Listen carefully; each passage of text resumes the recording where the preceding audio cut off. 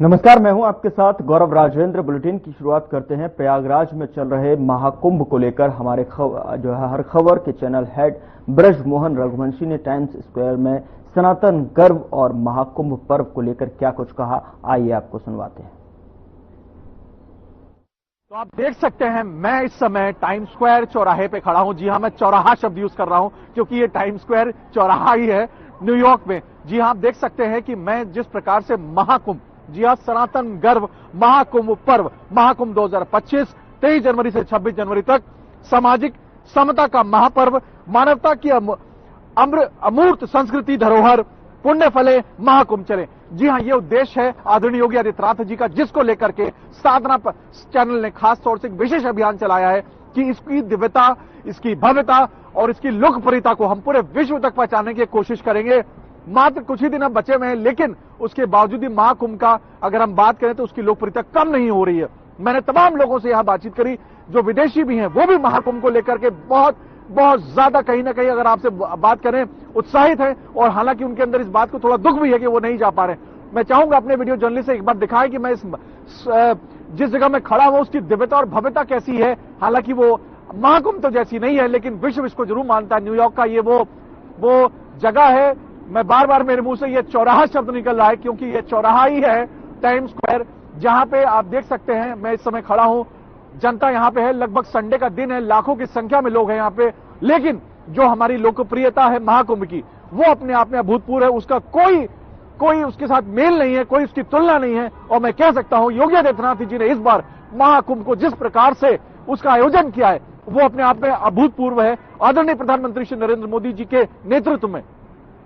Video journalist Saurabh Vikram के साथ मैं Brajmohan Singh Raghuvanshi, Times Square, New York, USA.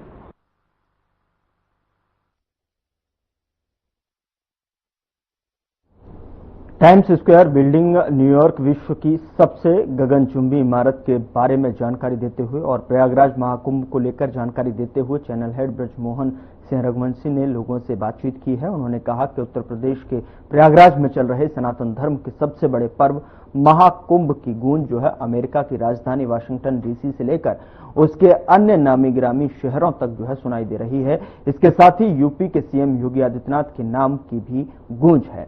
अमेरिकी लोग, अमेरिका में बसे भारतीय मूल के नागरिक बहुत ही गर्व से प्रधानमंत्री नरेंद्र मोदी के नाम को भी आत्मसात करते दिख रहे हैं। तो वहीं महाकुंभ के इस भव्य और दिव्य आयोजन के लिए अमेरिकी और भारतीय मूल के अमेरिकी लोग सीएम योगी आदित्यनाथ के साथ प्रधानमंत्री नरेंद्र मोदी के नेतृत्व की जमकर तारीफ कर रहे हैं।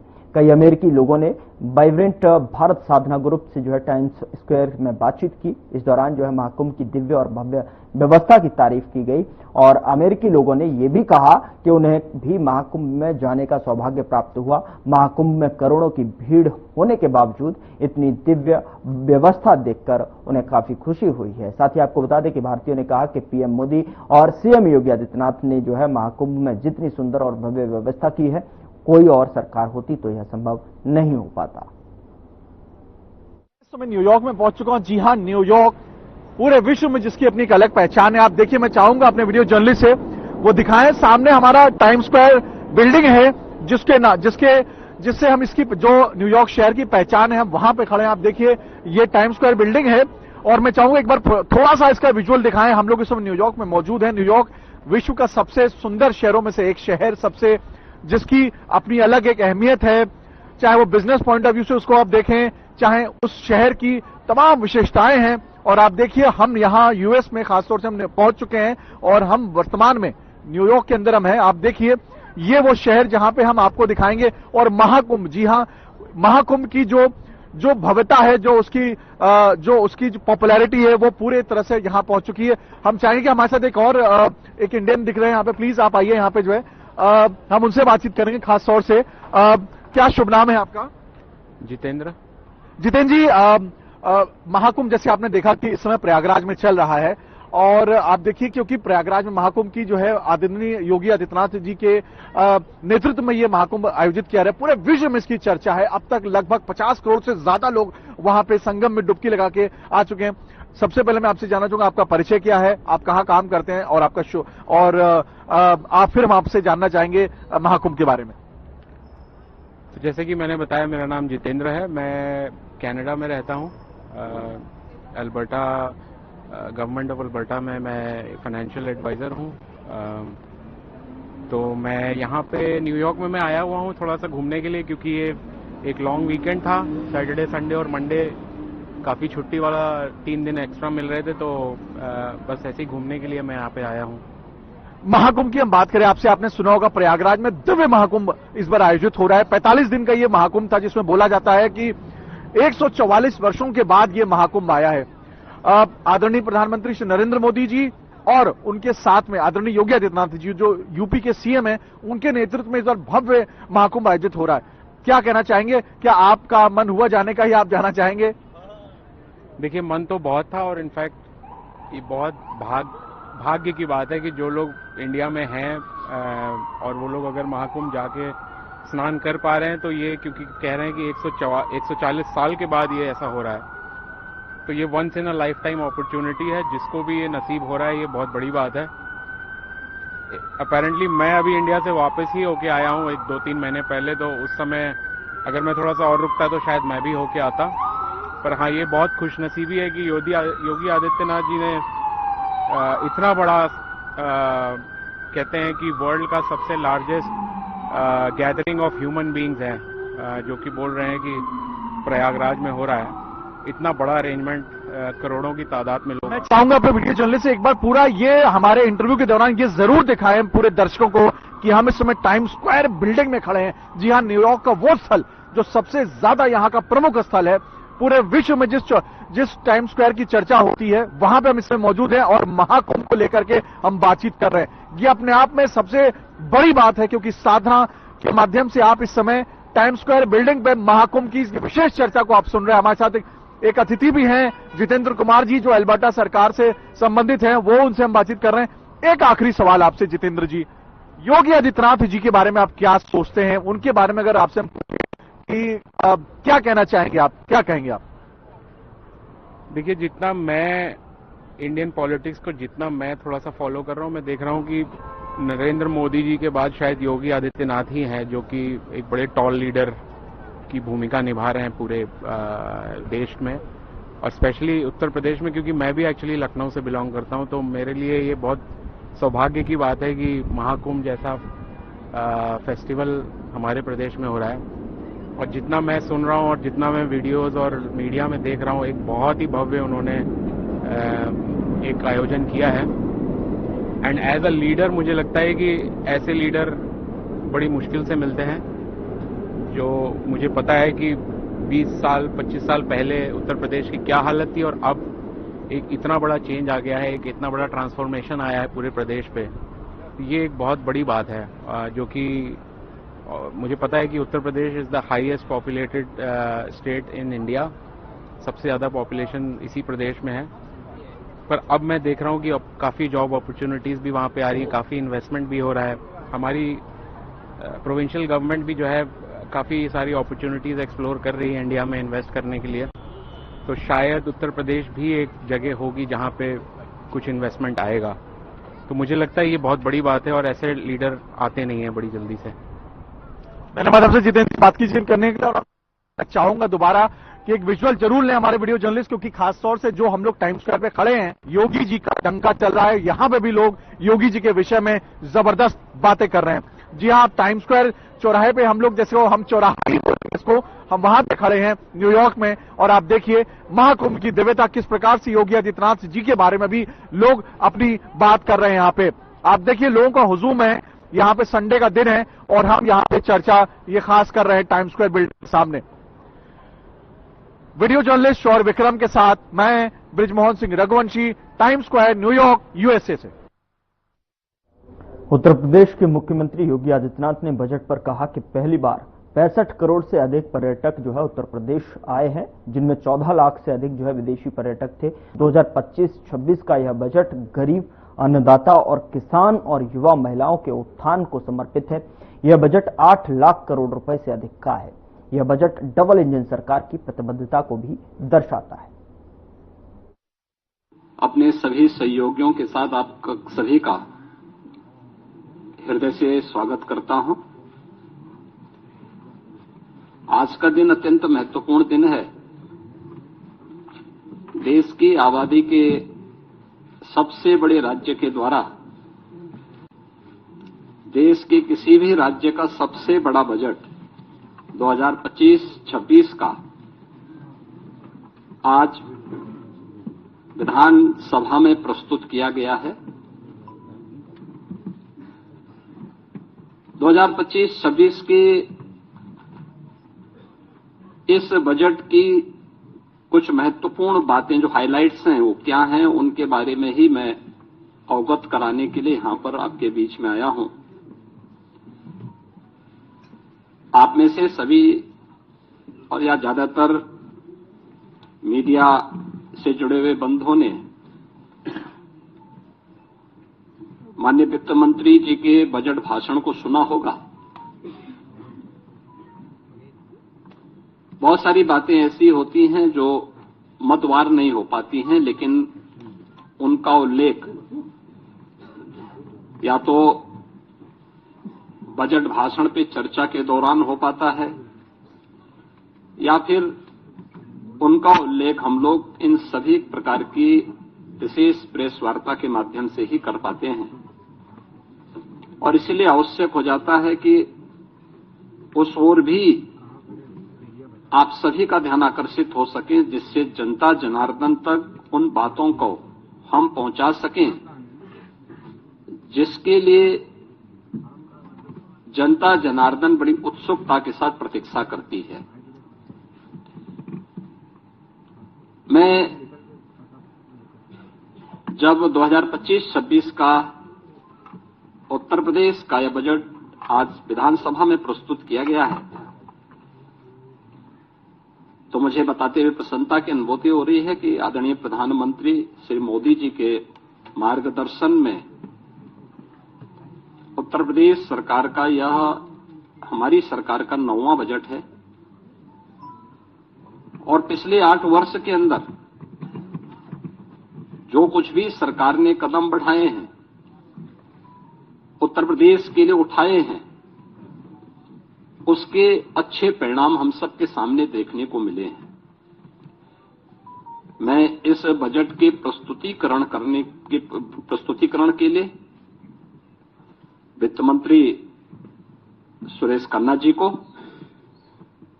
और वित्त विभाग के अपर मुख्य सचिव समेत उन सभी अधिकारी और कर्मचारियों को हृदय से धन्यवाद देना चाहूंगा जिन्होंने अथक परिश्रम से उत्तर प्रदेश की आशा और आकांक्षाओं के अनुरूप इस बजट को आज सदन के पटल पर प्रस्तुत किया है। यह वर्ष हमारे लिए बहुत महत्वपूर्ण है। देश के संविधान को लागू होने का यह अमृत महोत्सव वर्ष भी है और साथ साथ उत्तर प्रदेश की स्थापना का भी यह अमृत महोत्सव वर्ष है। ये दोनों कार्य जनवरी 1950 में हुए थे और इसलिए 75 वर्ष की शानदार यात्रा के साथ आगामी 25 वर्ष की हमारी क्या योजना हो सकती है, उसका एक रोड मैप तैयार करने के लिए बजट अत्यंत महत्वपूर्ण है। इस अवसर पर हम सब संविधान के शिल्पी बाबा साहब भीमराव अंबेडकर, जिनके नाम पर डबल इंजन की सरकार लखनऊ में बाबा साहब भीमराव अंबेडकर स्मारक और सांस्कृतिक केंद्र की स्थापना कर रही है, संविधान के 75 वर्ष की इस यात्रा के लिए उन्हें विनम्र श्रद्धांजलि अर्पित करता हूं और यह केंद्र बहुत शीघ्र बाबा साहब भीमराव अंबेडकर के विचारों का एक केंद्र बनकर के संविधान की मूल भावनाओं के अनुरूप वंचितों को वरीयता देने के क्रम को तत्परता के साथ आगे बढ़ाएगी। यह एक नया माध्यम होगा और इसी को थीम में रख करके हमने 25-26 का अपना बजट प्रस्तुत किया है। मुझे बताते हुए प्रसन्नता है कि पिछले जो बजट हम लोगों ने प्रस्तुत किए थे उन सब की अपनी एक थीम थी। 2017-18 का जो बजट था वह उत्तर प्रदेश के अन्नदाता किसानों को समर्पित था। अन्नदाता किसानों के हितों के लिए जो अनेक कदम सरकार ने उस समय उठाए थे, उनके ऋण माफी के कार्यक्रम रहे हों, उनकी फसल को प्रोक्योर करने के लिए प्रोक्योरमेंट सेंटर और एमएसपी का नाम उन तक पहुंचाने के कार्यक्रम रहे हों, चीनी मिलों के पुनरुद्धार के कार्यक्रम और वर्षों से लंबित गन्ना मूल्य के भुगतान को एक समयबद्ध तरीके से आगे बढ़ाने का कार्यक्रम रहा हो, अच्छे किस्म के बीज और सिंचाई के बेहतरीन सुविधा उन्हें उपलब्ध कराने का रहा हो, ये सब कार्य तत्परता के साथ इसके लिए कदम बढ़ाए गए। और आज मुझे प्रसन्नता है कि डबल इंजन की भारतीय जनता पार्टी की सरकार के द्वारा जो कदम 17-18 में उठाए गए, आज उसका परिणाम है उत्तर प्रदेश के किसानों की आमदनी को, जो 2017-18 के पहले आत्महत्या करने के लिए मजबूर होता था, आज उसको दोगुने से अधिक बढ़ाने में मदद मिली है।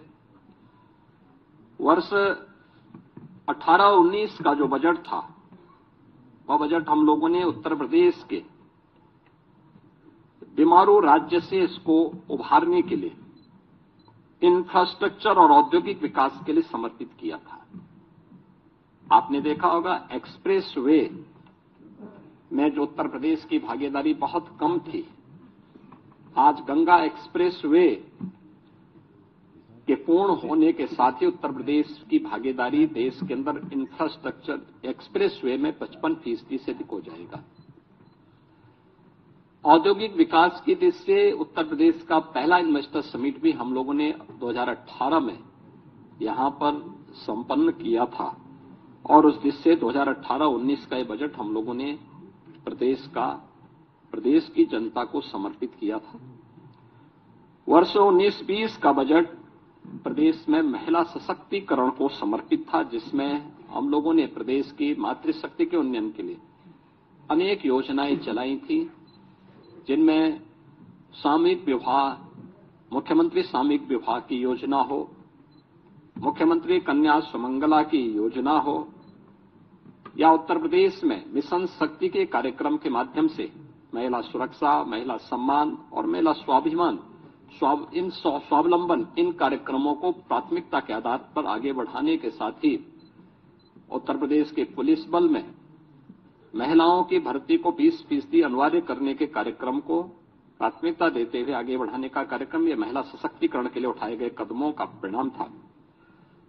वर्ष 2020-21 का बजट हम लोगों ने उत्तर प्रदेश के युवाओं को और उनके लिए अधिक से अधिक एम्प्लॉयमेंट बढ़ाने के लिए समर्पित किया था और इसमें 2 करोड़ युवाओं को टैबलेट और स्मार्टफोन के माध्यम से तकनीकी दृष्टि से सक्षम बनाने के कार्यक्रम को आगे बढ़ाने, अनेक अन्य कार्यक्रमों को इस दृष्टि से हम लोगों ने प्रदेश की जनता जनार्दन के लिए समर्पित, युवाओं को समर्पित किया था।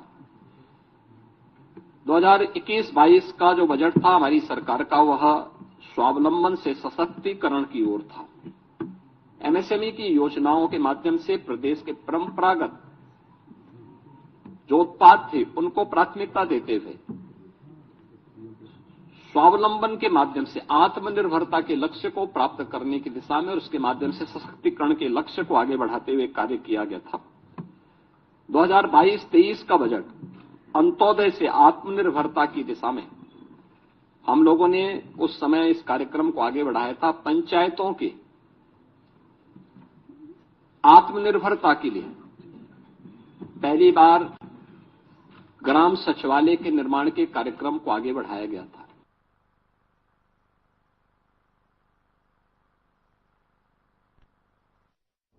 उत्तर प्रदेश विधानसभा का बजट सत्र जारी है, जिसमें प्रदेश के वित्त मंत्री सुरेश खन्ना ने सदन के पटल पर 2025-26 का बजट पेश किया है।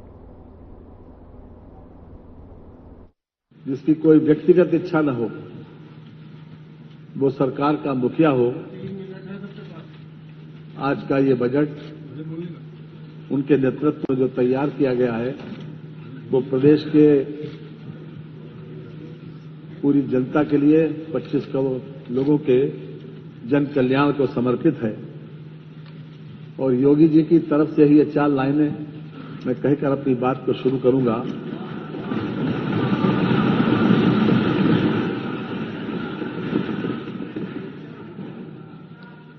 कि इस धरा से हर अंधेरे को मिटाकर, इस धरा से हर अंधेरे को मिटाकर सूर्य का पर्याय बनना चाहता हूं और आदमी के शौर्य के इतिहास का मैं श्रेष्ठतम अध्याय बनना चाहता हूं।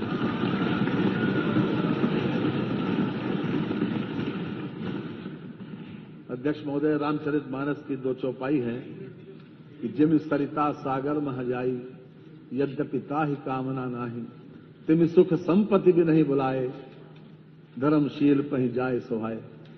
धर्मशील व्यक्ति के पास स्वाभाविक रूप से यश, वैभव, संपन्नता स्वतः ही जाती है। जो लोग नहीं भी चाहते हैं तो भी आज ऐसे व्यक्ति, ऐसा मुखिया के नेतृत्व में यह बजट तैयार किया गया। मैं इसको आपके माध्यम से संपूर्ण सदन को और आपके माध्यम से पूरी जनता को समर्पित करता हूं।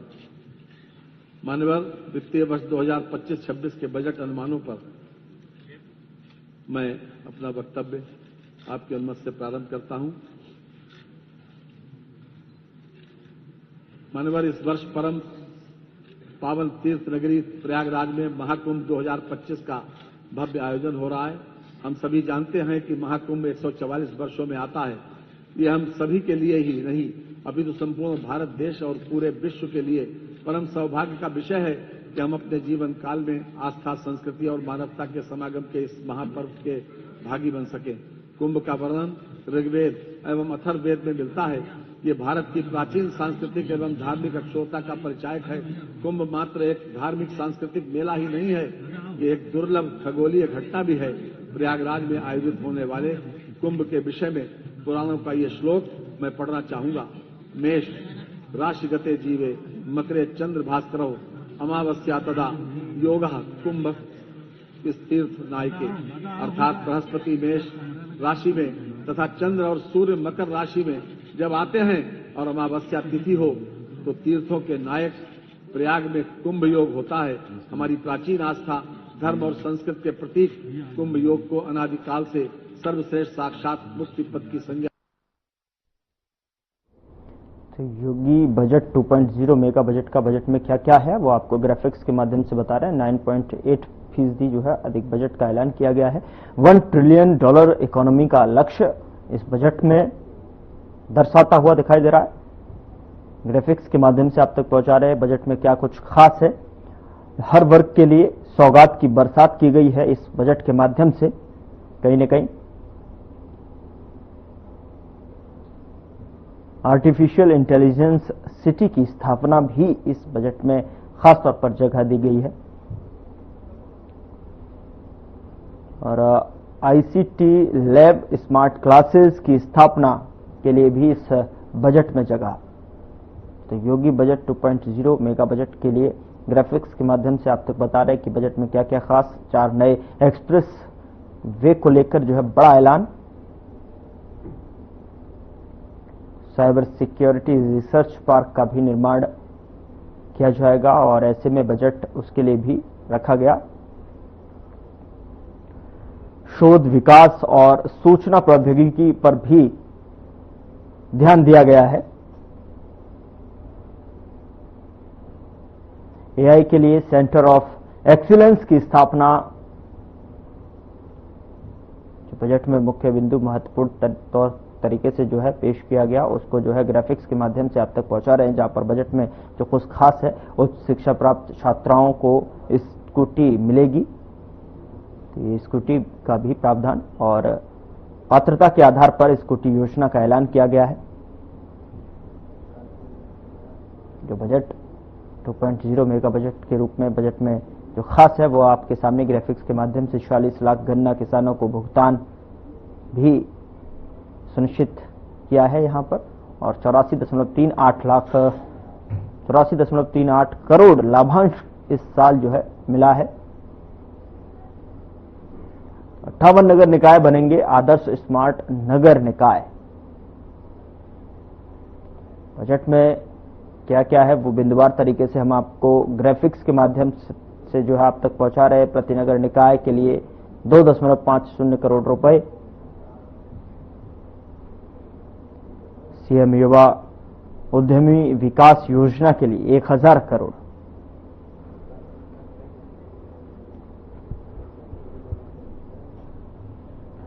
उधर रेखा गुप्ता दिल्ली की मुख्यमंत्री के रूप में शपथ ली है, जहां पर जो है दिल्ली को रेखा गुप्ता के रूप में नया सीएम मिल गया है। रेखा गुप्ता की नई कैबिनेट में कपिल मिश्रा और प्रवेश वर्मा के साथ 6 विधायकों ने मंत्री पद की शपथ ली। मैं रेखा गुप्ता ईश्वर की शपथ लेती हूं कि मैं विधि द्वारा स्थापित भारत के संविधान के प्रति सच्ची श्रद्धा और निष्ठा रखूंगी। मैं भारत की प्रभुता और अखंडता अक्षुण्ण रखूंगी। मैं मुख्यमंत्री के रूप में अपने कर्तव्यों का श्रद्धापूर्वक और शुद्ध अंतःकरण से निर्वहन करूंगी तथा मैं भय या पक्षपात, अनुराग या द्वेष के बिना सभी प्रकार के लोगों के प्रति संविधान और विधि के अनुसार न्याय करूंगी।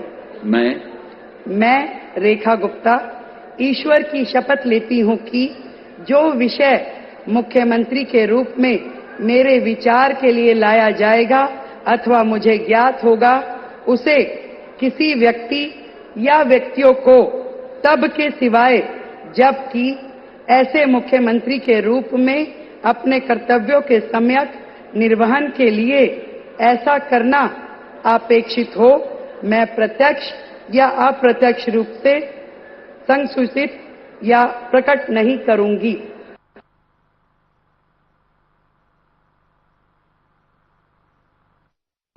फिलहाल बुलेटिन में मेरे साथ इतना ही, पर अब वक्त हो चला है डॉक्टर राकेश गुप्ता के साथ हमारे खास कार्यक्रम प्लस माइनस का। नमस्कार दोस्तों।